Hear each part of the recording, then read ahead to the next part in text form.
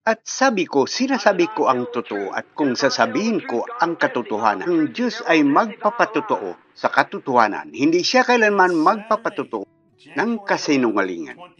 Ito ay Sabado, Enero 11, 2025. Ang mga agila ay nagtitipon ng sama-sama sa sulat mula sa Branham Tabernacle sa Jeffersonville, Indiana. Minamahal na mga walang hanggan.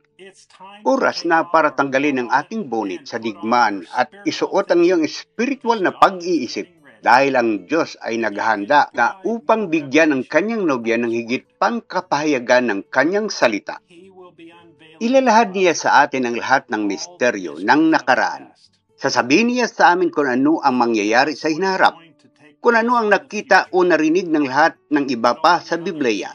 Ihahayag niya ang bawat maliit na detalye ng kanyang salita at ang kahulugan nito sa atin.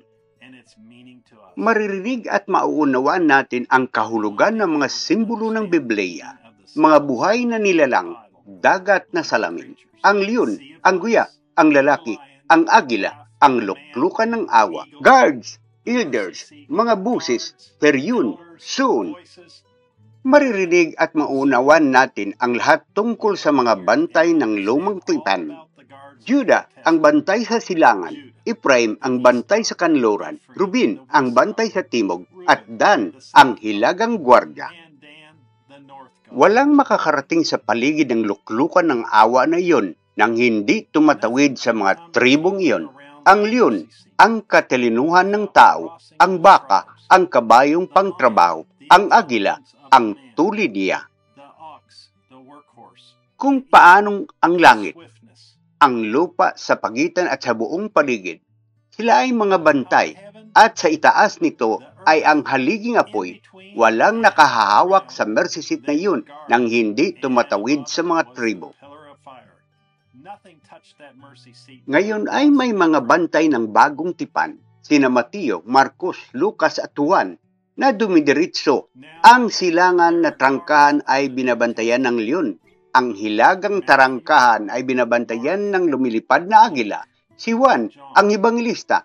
Pagkatapos, ang manggagamot sa gilid nito, si Lucas, ang lalaki. Ang apat na ebanghelyo ay nagbabantay na pagpapala sa bawat kasulatan upang i-back up ng insakto kung ano ang kanilang sinasabi.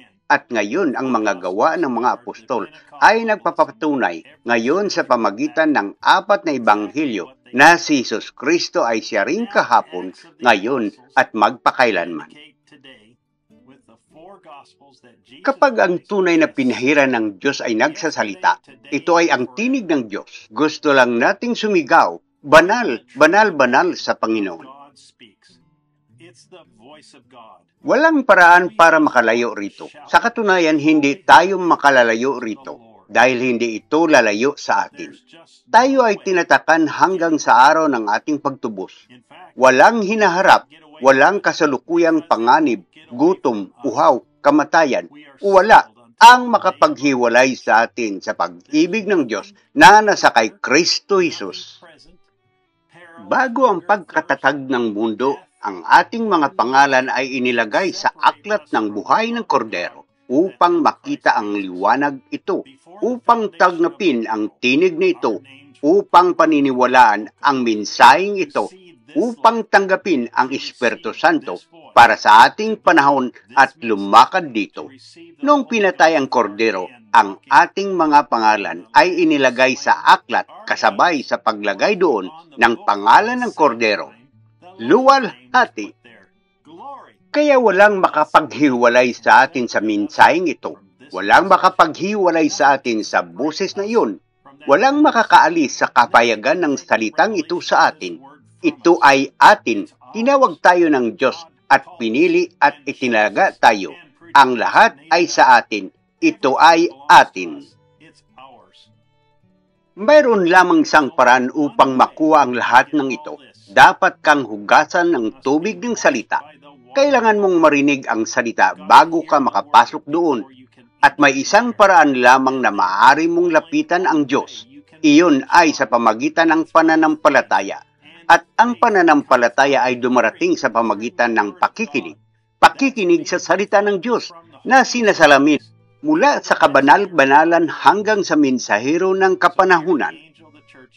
Kaya narito ang anghel ng kapanahunan ng iglesia ay sumasalamin sa tubig na iyon kung sino ang lalaking ito dito sa sumasalamin sa kanyang awa.